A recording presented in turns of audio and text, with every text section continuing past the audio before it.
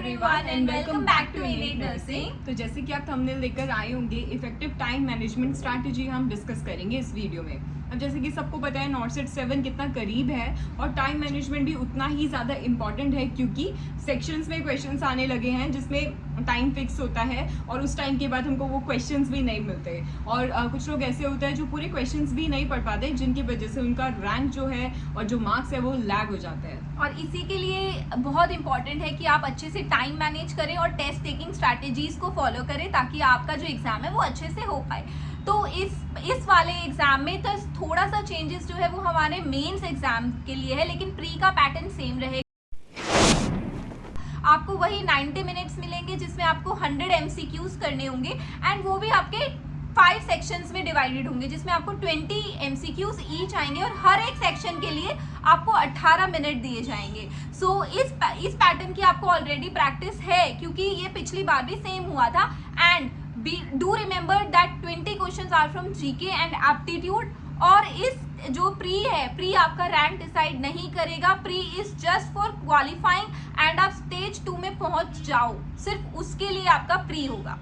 उसके बाद आता है हमारा स्टेज 2। जो प्री क्लियर करके स्टेज 2 में पहुंचते हैं वो हमारा मेंस एग्जाम दे पाते हैं। उसमें क्या होता है, टोटल MCQs जो होते हैं वो 160 क्वेश्चंस होते हैं जो 4 सेक्शंस में डिवाइडेड होते हैं। अब ईच सेक्शन में हमारे 40 क्वेश्चंस होते हैं प्लस 45 मिनट्स के लिए ईच सेक्शन होता है। और अगर एक सेक्शन चला जाता है तो हम दोबारा से उन क्वेश्चंस पर नहीं जा सकते।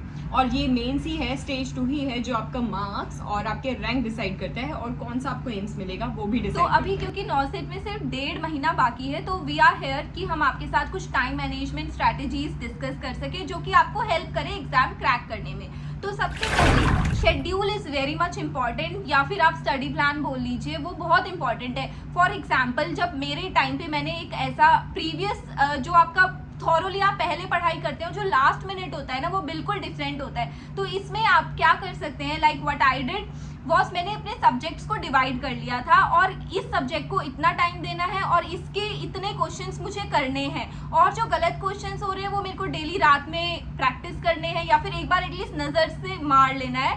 तो that will help you a lot. और क्योंकि अभी सेक्शंस हो गए हैं, टाइम फिक्स हो गया है, तो you should also allot time for your practicing of questions, ठीक है।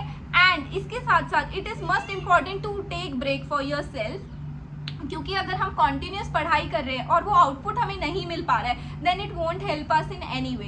तो इसके लिए I previously had already shared कि पोमोड्रो टेक्निक हम यूज़ कर सकते हैं, which I also use for a while. तो इसमें हम क्या करते हैं, we use 25 minutes for studying, 25 minute पढ़िए, 5 मिनट का ब्रेक रखिए और 2 घंटे तक लगातार, यानी कि 4 साइकिल्स कॉन्टिन्यूस आप इस तरीके से करिए and it will help you a lot. और उसके बाद एक लॉन्ग ब्रेक 30 मिनट्स का, जिसमें आप कुछ भी म्यूजिक सुन लीजिए या फिर कहीं वॉक के लिए चले जाइए to give yourself a relaxation, that will help you a lot. And flag for review technique, यानी कि जो भी आपने उस 2 घंटे में पढ़ा है और वो क्वेश्चन कॉन्सेप्ट कुछ भी आपका गलत हुआ है तो वो आप एक रिव्यू करने के लिए कहीं नोट डाउन कर लीजिए और उसको एंड ऑफ द डे जरूर पढ़िए। दिस विल हेल्प यू कि आपके जो आने वाले क्वेश्चन है उस कॉन्सेप्ट से वो गलत नहीं होंगे।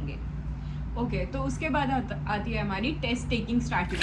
अब क्योंकि ये जो हमारा सेक्शंस में हो गया है एग्जाम, तो उसके लिए हमें जितने ज़्यादा हम क्वेश्चंस प्रैक्टिस करेंगे तो हमारी जो स्पीड है वो और ज़्यादा बढ़ जाएगी, हमें समझ में आने लगेगा। एक तो सबसे पहले कि जो क्वेश्चन है हमें उसको केयरफुली रीड करना है सबसे पहले, तो कि एग्जामिनर हमसे पूछ क्या रहा है। कभी कभी ऐसा होता है कि ऑप्शंस भी देखे हुए लग रहे हैं, क्वेश्चन भी देखा हुआ लग रहा है, पर कहीं पे नोट होता है कि ये वाला ऑप्शन नहीं है। तो ऐसी चीज़ें केयरफुली रीड करनी है हमें क्वेश्चन को, उसमें हड़बड़ी नहीं करनी है। तो क्वेश्चन केयरफुली रीड करेंगे, ऑप्शंस अच्छे से पढ़ेंगे तो हम करेक्ट आंसर तक पहुंच सकते हैं। सेकंड इज एलिमिनेशन टेक्निक हम यूज़ कर सकते हैं, क्योंकि MCQ वाला क्वेश्चन पैटर्न है तो हमें पता होता है कि चलो ये 2 ऑप्शन तो नहीं है जो क्वेश्चन हम करना चाह रहे हैं, तो एलिमिनेट करके जो ऑप्शन तक पहुंच सकते हैं वो वाले ऑप्शन तक करेक्ट आंसर तक हम पहुंच सकते हैं।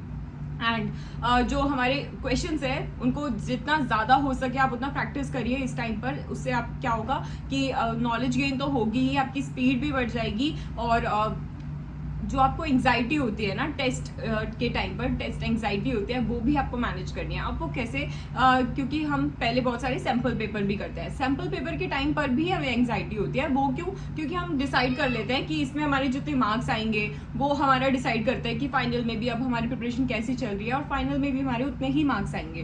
तो ऐसा नहीं है, क्योंकि सैम्पल पेपर हमारे डिफरेंट होते हैं। हाँ, वो एक हमको फील तो देता है कि we are sitting in the final exam, but अगर उसमें भी आपके कम मार्क्स आ रहे हैं तो टेंशन नहीं लेनी है, अपनी जो एंग्जाइटी है उसको मैनेज करना है। और अगर जो रियल टाइम एंग्जाइटी को कैसे मैनेज करना है, अगर आप एग्जाम में बैठ गए हो, बहुत टाइम ऐसा होता है कि एंग्जाइटी हो रही है, उसकी वजह से आप जो क्वेश्चंस हैं उनको ढंग से नहीं पढ़ पाए, ओ माय गॉड टाइम निकला जा रहा है, जल्दी जल्दी क्वेश्चंस किए, उस टाइम में हड़बड़ी में बहुत गलतियां होती हैं हमसे, ना चाहते हुए भी, आते हुए क्वेश्चंस भी हम गलत करके आ जाते हैं, और ये बहुत लोगों के साथ होता है, बल्कि मेरे साथ भी हुआ था।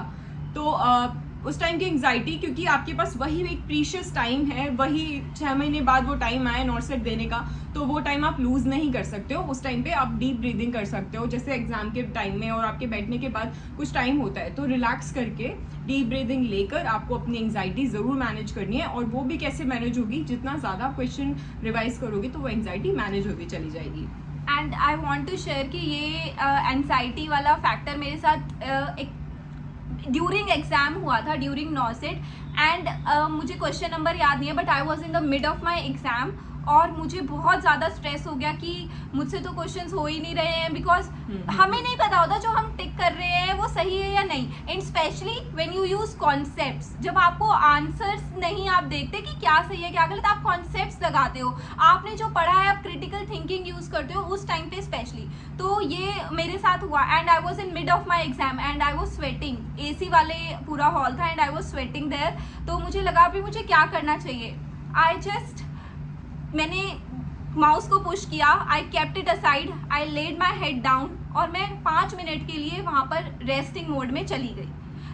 I really did this, and मेरे साइड वालों को लग रहा था शायद मेरा पेपर हो गया है, but I really did this, क्योंकि मैं नहीं चाहती थी मैं उस एंशियस मोड में अपना कोई भी नेक्स्ट क्वेश्चन करूँ और वो गलत हो जाए। आई टुक अ 5 मिनट ब्रेक इन नॉसेट 2, जिसमें मुझे ये एम्स दिल्ली मिला उस पेपर में। So that help me a lot. मैंने सोचा एंजाइटी को अपने ऊपर भारी नहीं करने देना है। I literally took a 5 minutes break कि कोई बात नहीं, थोड़ा सा टाइम मैं आगे देख लूंगी, बट अगर मैं उस मोड में, उस फेस में वो क्वेश्चंस करती तो शायद मेरे गलत हो जाते। और कभी कभी कोमल ऐसा होता है कि जो स्टार्टिंग के क्वेश्चंस है वो डिफिकल्ट आ गए बाय चांस, तो उनका हमको आंसर नहीं पता, बट यू नेवर नो आगे कौन से वाले क्वेश्चंस आने वाले हैं, क्या पता आपको वो आते हो, तो हम स्टार्टिंग के क्वेश्चंस देखे और ओ माय गॉड ये तो बहुत डिफिकल्ट आ रहा है, तो वैसे भी हम बहुत होच-पोच कर देते हैं। And yes, during our live session also हमने कमेंट्स पढ़े थे जहाँ पे ये लिखा था कि are we going to have the tough exam this year. Like क्या होता है टफ होता है जो चीज़ आपको नहीं आती, जो चीज़ आपको आती है उसका क्वेश्चन चाहे कितना भी टफ आ जाए उस टॉपिक से रिलेटेड, तो that is not tough for you. So tough is जो हमें नहीं आता। So make a study plan like this, जिसमें आप जो भी आपको टफ टॉपिक्स लग रहे हैं वो आप पढ़ के जाइए।